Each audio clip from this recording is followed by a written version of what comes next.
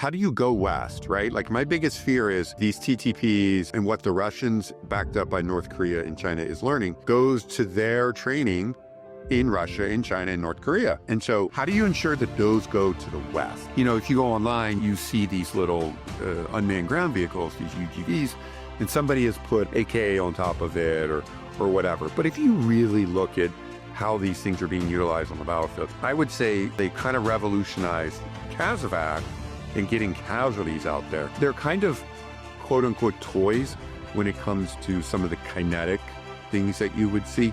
I mean, is there really an order of battle that includes UGVs?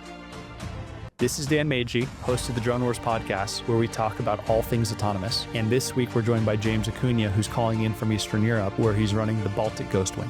Well, thanks, Dan. I appreciate the invite to come on your show. For all the listeners there, my name's James Acuna, and I kind of have this unique history that if you go on my LinkedIn, you can see this crazy history. But for the last 20 years, up until 2022, I worked for the U.S. Central Intelligence Agency in Directorate of Operations. It's what you think it is. But prior to that, and prior to 2001, I actually supported a lot of different DoD entities, including DARPA, U.S. Special Operations Command, Office of Naval Research, etc. And so I retired from government service in 2022 and moved to Eastern Europe, which the reasons are numerous, but I won't get into them here, and immediately got into the unmanned space here in Eastern Europe because it kind of combined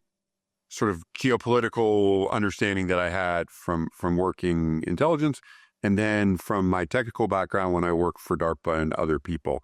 And so we combined those to kind of form a consultancy when it came to all things mil tech, all things defense tech, which quickly morphed into unmanned. And so to answer your second question, what's the thing that scares me is the pace that this conversation will become irrelevant in about 6 days, right? Some of the things that I'm going to tell you, based on our perception of what we've seen here, will be overtaken by events by the end of this month. And so that should scare the lights out of you, especially anybody that's used to these multi-year DoD procurement programs.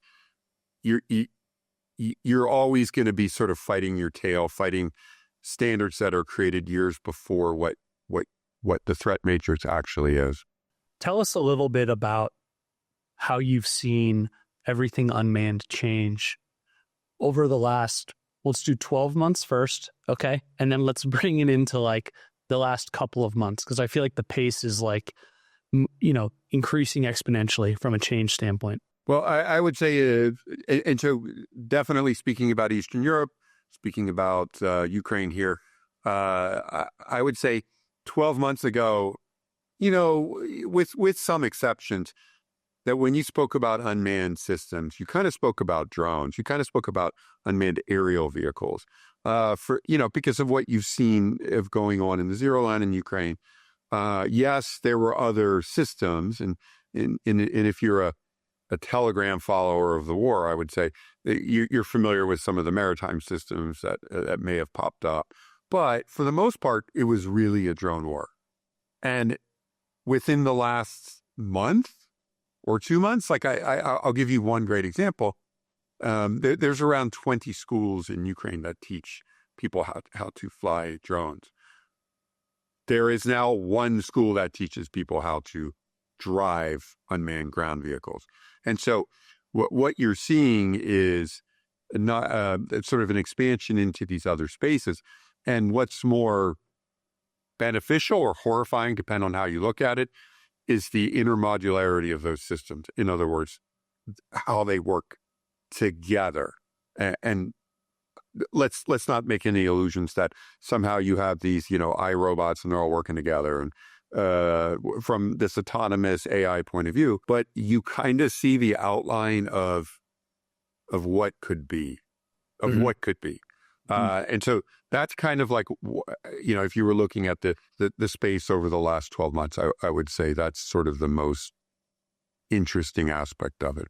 And do you think that you're saying we're seeing the beginning of, let's call it ground and sky teaming, or ground, sky, water teaming?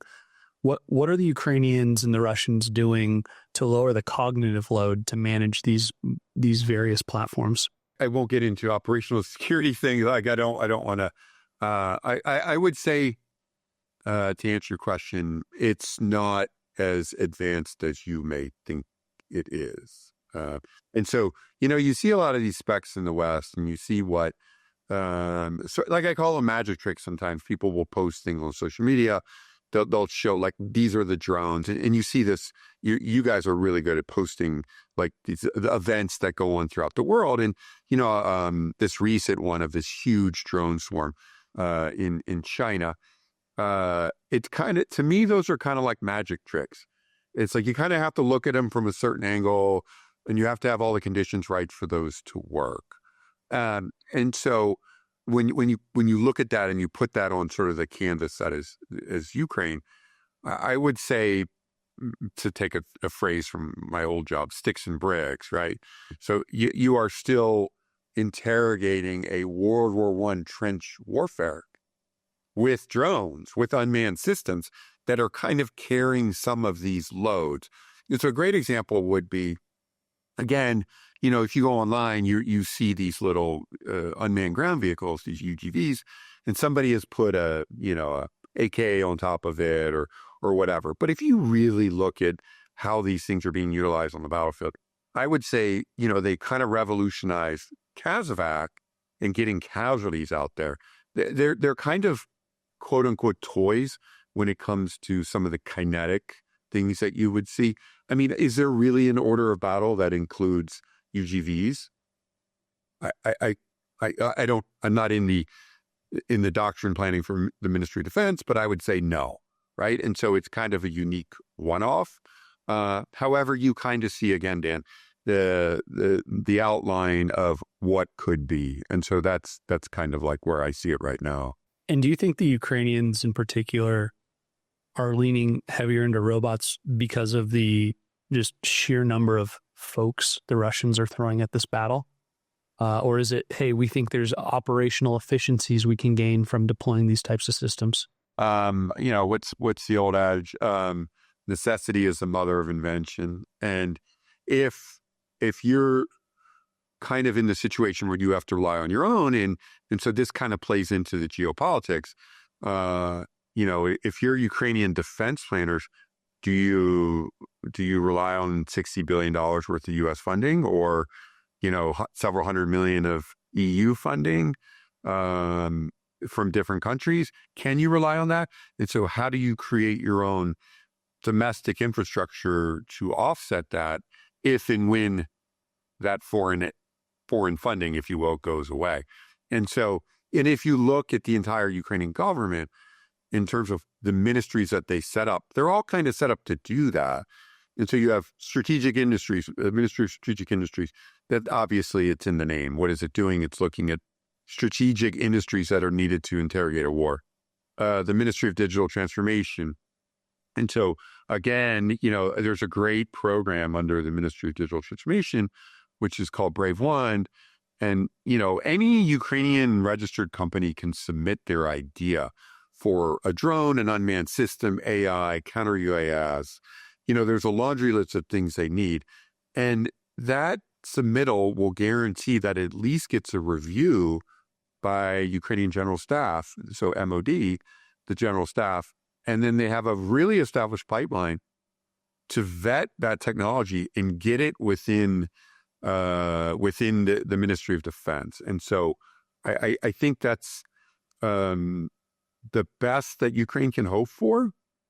And again, it's also very necessary. They can do it. And the other thing is it's done at 1/1000th of the cost of any military procurement program in the West. Drone Wars is recorded from Firestorm's global HQ in San Diego. From our custom-built studio inside one of our hero products, a modular industrial-grade manufacturing facility designed to be deployed anywhere in the world within 24 hours for on-demand drone production. Each week on the podcast, we bring you cutting-edge insights from top industry leaders, sharing the breakthroughs and technologies they're working on, the hard lessons they've learned, and bold predictions that they have for the next 5 to 10 years in autonomous systems and advanced manufacturing. Enjoying the show so far? Then be sure you like and subscribe so you never miss an episode. Now, back to the show. Yeah, you've made a big deal about that in all the groups we're in and all the things we see online. And I don't, by the way, Dan, I don't like, yes, that's very true. And I've been sources for like Kiev Independent a couple times talking about the drones there. And I don't want, listeners or viewers or whatever to get the wrong impression. I support wholeheartedly these American companies that are trying to produce world-class drones. However, I think my major point in that is there's, when they become unaffordable, I don't care what they can do. At the end of the day, they're unaffordable. And so whose time are you wasting? Like I want to go buy a Ford F-150 and the sales guy's saying, no, let's go drive the Ferrari F-90. And I'm like, I like that car, but I can't afford it. I think that's really what you're seeing there. And so if you're not there to assist the Ukrainians, right? And so, it's another thing, whether you used to work for DOD or used to work for CIA or whoever that may be, don't show me tech I can't have, because that annoys me, right? Like if I'm an operations officer and you're like, oh, look at this great thing and it works great. Oh, but for you, your situation's different. We can't use it.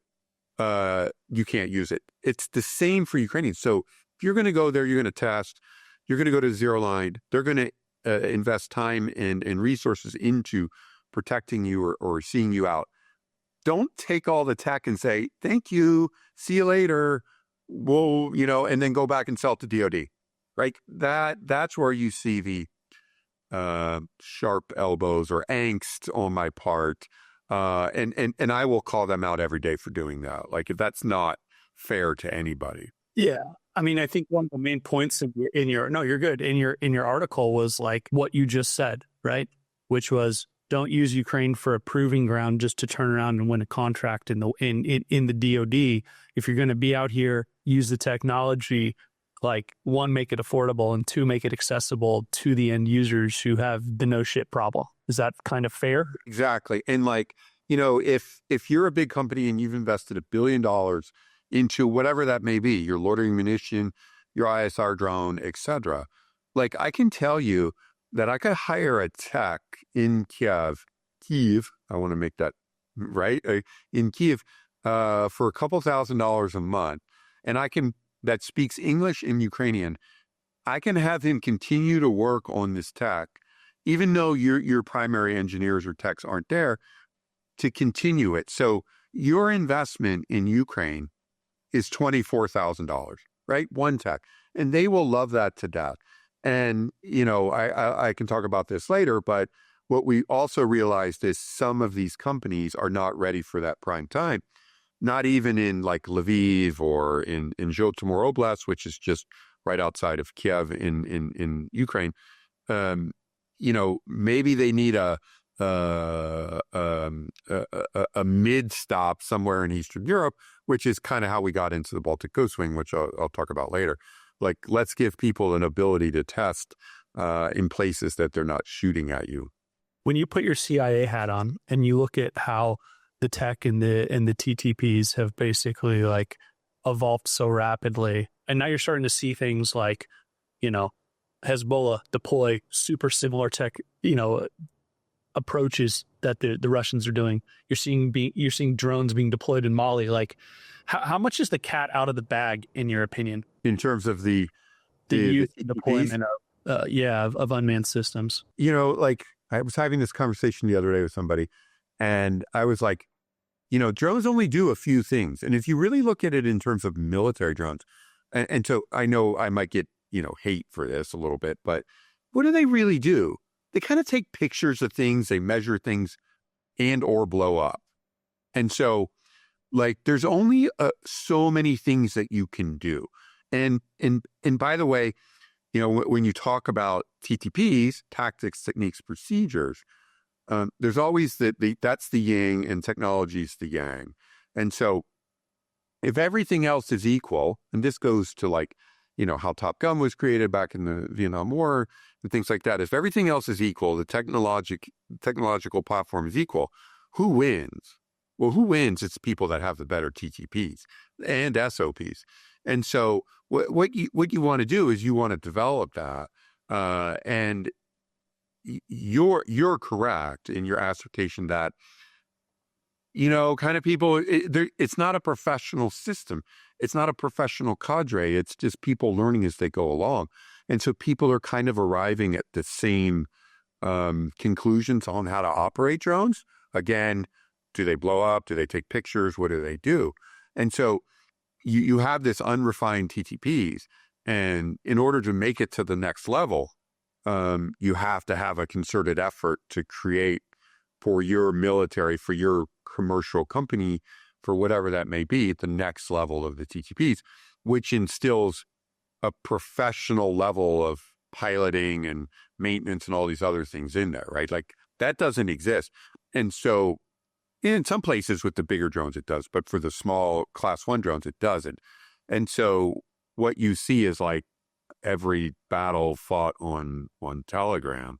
Like I could go and see what happens in well, this, like I'm amazed where you get some of the things that you guys put on social media, so and there's companies like DroneSec in Australia where you could subscribe and get all like what's happening in Mali, what's happening in everything. And all they're doing is like Telegram scrapes and OSINT scrapes and things like that to get that information. And so what's amazing is not a lot of it is hidden behind sort of that traditional classification, which is kind of bizarre. But I mean, you can get 85% of the way there for Ukraine if you just look at Telegram.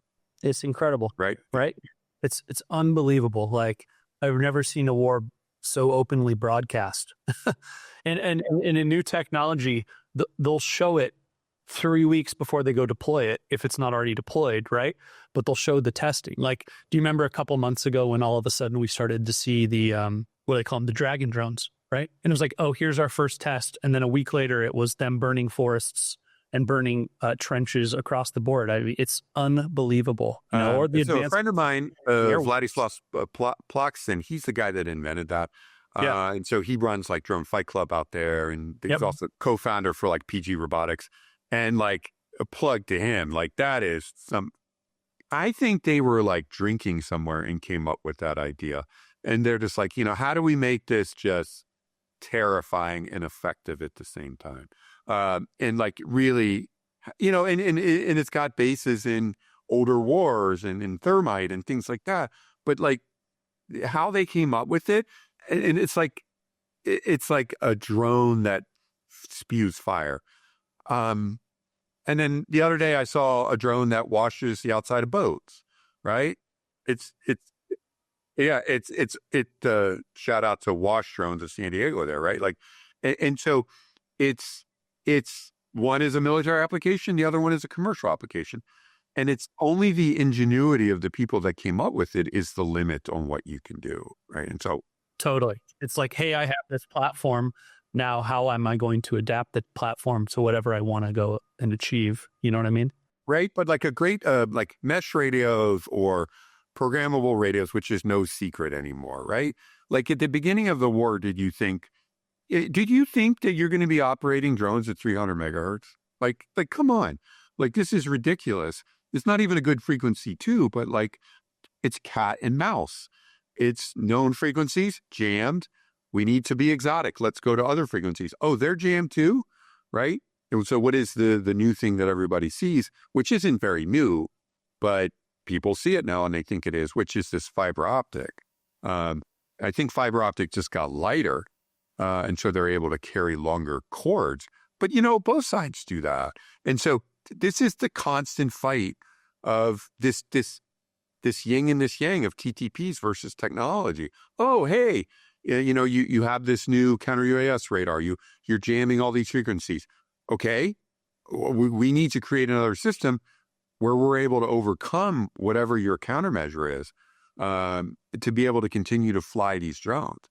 And That's what they've done. And most of that is directed towards unmanned aerial systems. But you see that in ground vehicles a little bit, and you see that in maritime as well.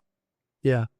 I mean, we don't give the maritime stuff enough credit for what's estimated to be $100 to $200 million. The Ukrainians were able to blow up, 40% of the Black Sea fleet? The Russian Black Sea fleet. Just rendering it completely operationally useless.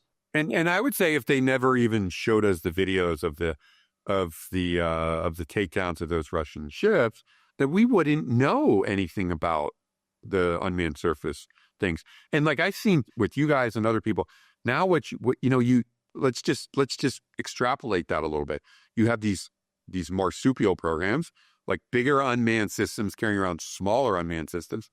You have amphibious, right? And so two things that I saw that were experimental, but I really thought was really cool, was an aircraft carrier that launched drones, and I did not see that in China.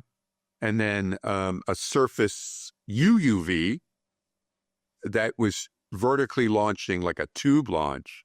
So horizontally, excuse me. No, it was vertical, right? It was like a VLF. Vertical 10 drone shot FPV. And I was like, I've never seen this. And this isn't like TRL-3. This is like 7. Like it's almost there. It's just not there enough. That's scary. That is like, let's take out the Black Sea and put in your local river in your city in the United States, right? You tell me what the counter to that is. What is it? Like, I don't know. And so I don't want to give anybody ideas, but like that to me should keep people up at night. Thanks for listening to the Drone Wars podcast. Each week, we bring you fascinating conversations with leaders shaping the future of air, sea, land, and space technologies. Catch new episodes every Tuesday wherever podcasts can be found. Until then, we'll see you next time.